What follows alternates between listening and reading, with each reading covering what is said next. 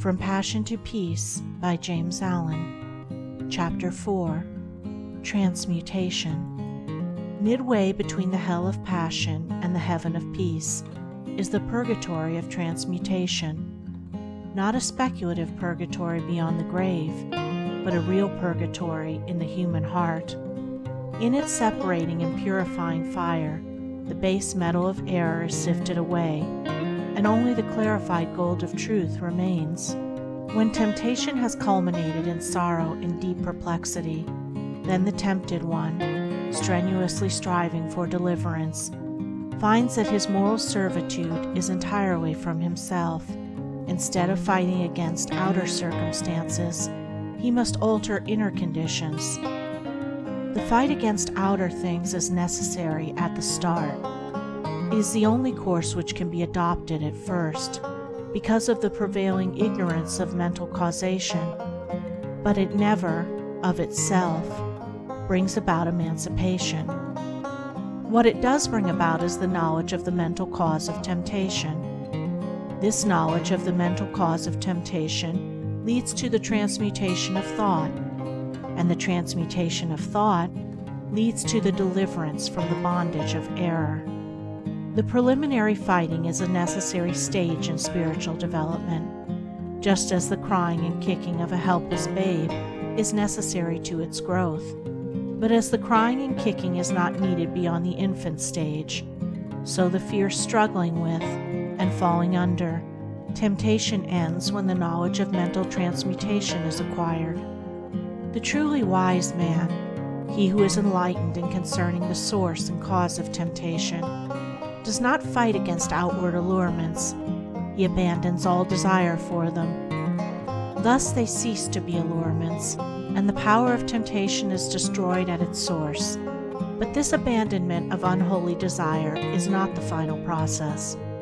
It is the beginning of a regenerative and transforming power, which, when patiently employed, leads to the clear and cloudless heights of spiritual enlightenment.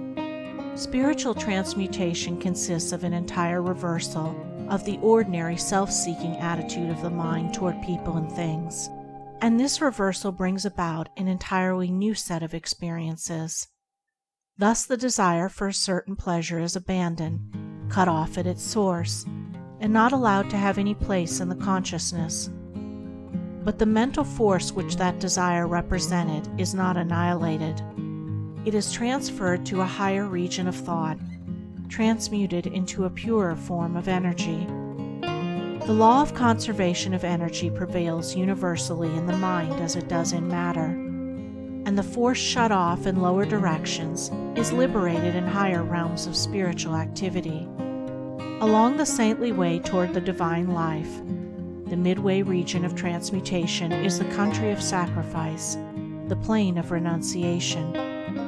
Old passions, old ambitions and thoughts are cast away and abandoned, but only to reappear in some more beautiful, more permanent, more eternally satisfying form. Valuable jewels, long guarded and cherished, when thrown tearfully in the melting pot, are remolded into new and more perfect adornments. Likewise, the spiritual alchemist, at first reluctant to part company with long-cherished thoughts and habits, at last gives them up to discover, a little later, to his joy, that they come back to him in the form of new faculties, rarer powers, and purer joys, spiritual jewels newly polished, beautiful, and resplendent. In transmuting his mind from evil to good, a man comes to distinguish more and more clearly between error and truth, and so distinguishing, he ceases to be swayed and prompted by outward things and by the actions and attitudes of others. Instead, he acts from his knowledge of truth. First acknowledging his errors and then confronting them with a searching mind and a humble heart, he subdues, conquers, and transmutes them. The early stage of transmutation is painful but brief, for the pain is soon transformed into pure spiritual joy, the brevity of the pain being measured by the intelligence and energy with which the process is pursued. While a man thinks that the cause of his pain is the attitude of others, he will not pass through it. But when he perceives that its cause is in himself, then he will soon pass beyond it into joy.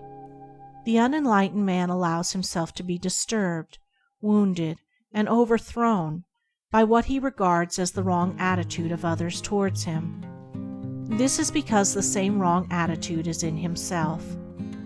He indeed doles out to them, in return, the same actions, regarding as right in himself that which is wrong in others. Slander is given for slander, hatred for hatred, anger for anger. This is the action and reaction of evil. It is the clash of selfishness with selfishness. It is only the self, or selfish elements, within a man that can be aroused by the evil in another. The truth, or divine characteristics in a man, cannot be approached by that evil, much less can be disturbed and overthrown by it. It is the conversation, or complete reversal of this self or selfishness into truth, that constitutes transmutation. The enlightened man has abandoned the delusion that evil in others has the power to hurt and subdue him, and he has grasped the profound truth that he is only overthrown by the evil in himself. He therefore ceases to blame others for his sins and sufferings, and applies to himself to purifying his own heart. In this reversal of his mental attitude, he transmutes the lower selfish forces into the higher moral attributes. The base ore of error is cast into the fire of sacrifice, and there comes forth the pure gold of truth. Such a man stands firm and unmoved when assailed by outward things. He is self's master, not its slave. He has ceased to identify himself with the impulses of passion, and has identified himself with truth. He has overcome evil, and has become merged with good. He knows both error and truth, and has abandoned error and brought himself into harmony with truth. He returns good for evil. The more he is assailed by evil from without, the greater is his opportunity of manifesting the good from within. That which supremely differentiates the fool from the wise man is this: the fool meets passion with passion, hatred with hatred, and returns evil for evil, whereas the wise man meets passion with peace, hatred with love, and returns good for evil. Men inflict suffering upon themselves through the active instrumentality of their own unpurified nature. They rise into perfect peace in the measure that they purify their hearts. The mental energy which men waste in pursuing dark passions is all sufficient to enable them to reach the highest wisdom when it is turned in the right direction. As water, when transmuted into steam, becomes a new, more definite and wide-reaching power, so passion, when transmuted into intellectual and moral force, becomes a new life, a new power for the accomplishment of high and unfailing purposes. Mental forces, like molecular, have their opposite poles or modes of action. Where the negative pole is, there is also the positive. Where ignorance is, wisdom is possible. Where passion abounds, peace awaits. Where there is much suffering, much bliss is near.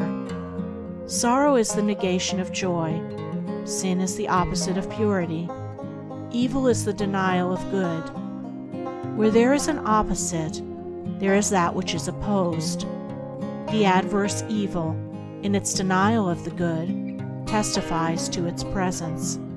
The one thing needful, therefore, is the turning around from the negative to the positive, the conversion of the heart from impure desires to pure aspirations, the transmutation of passional forces into moral powers.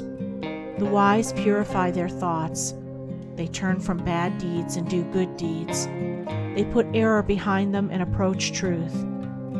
Thus do they rise above the allurements of sin, above the torments of temptation, above the dark world of sorrow, and enter the divine consciousness.